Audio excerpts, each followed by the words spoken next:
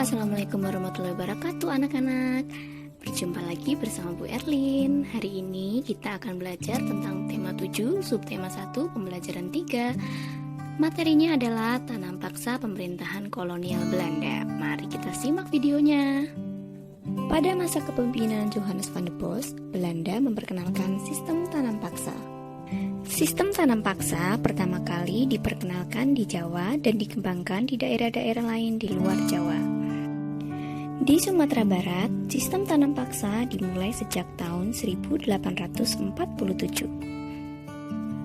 Saat itu, penduduk yang telah lama menanam kopi secara bebas dipaksa untuk menanam kopi yang kemudian diserahkan kepada pemerintah kolonial Belanda.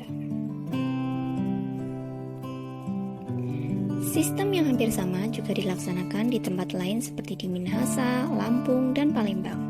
Kopi sendiri merupakan tanaman utama di Sumatera Barat dan Minahasa. Adapun lada merupakan tanaman utama di Lampung dan Palembang. Pelaksanaan tanam paksa banyak terjadi penyimpangan, di antaranya sebagai berikut. Yang pertama adalah jatah tanah untuk tanaman ekspor melebihi 1/5 tanah garapan, apalagi jika tanahnya sangat subur. Yang kedua adalah rakyat lebih banyak mencurahkan perhatian, tenaga, dan waktunya untuk tanaman ekspor, sehingga banyak yang tidak sempat mengerjakan sawah dan ladang sendiri. Yang ketiga, rakyat yang tidak memiliki tanah harus bekerja melebihi 1/5 tahun. Yang keempat, waktu pelaksanaan tanam paksa ternyata melebihi waktu tanam padi, sebab tanaman-tanaman perkebunan memerlukan perawatan terus-menerus.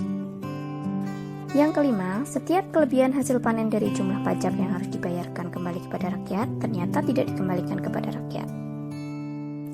Dan yang keenam, kegagalan panen tanaman wajib menjadi tanggung jawab rakyat atau petani.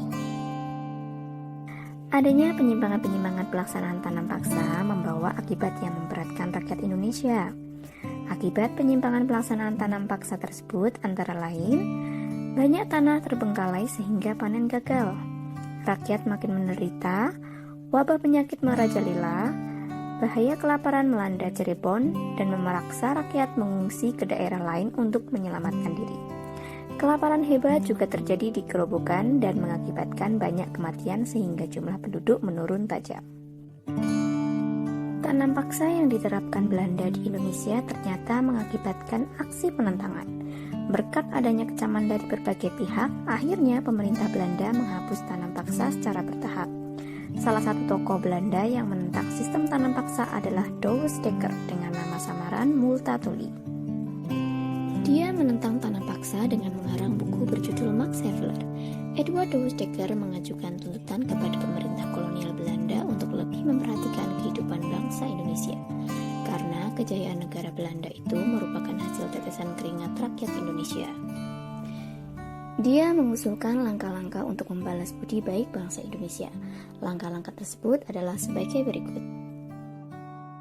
Yang pertama adalah pendidikan atau edukasi. Kemudian yang kedua, membangun saluran pengairan atau irigasi. Dan yang ketiga adalah memindahkan penduduk dari daerah padat ke daerah yang jarang penduduknya atau dinamakan transmigrasi.